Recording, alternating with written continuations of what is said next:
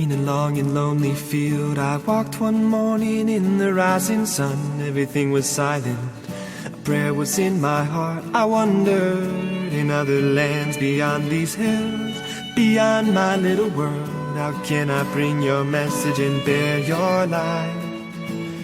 Then the winds came and the pouring rain, I was swept away, and your quiet voice spoke in my heart.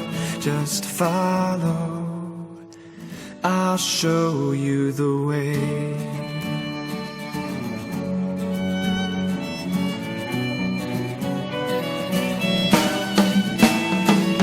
A path now lay before my feet and stretched beyond my side, and I didn't know the days, the years, or what would lie ahead. A running stream beneath a towering mountain, the flowers, thorns, an endless journey. Every step I took, I had you there at my side. Then the day came when he called your name and led you to his side, and I heard a voice speak in my heart. Don't stand there looking at the sky, don't let these moments pass you by. A tired, hungry world is waiting for you. The path is long, but have no fear. Rise up, stand tall, and dry your tears. I'll be right here at your side.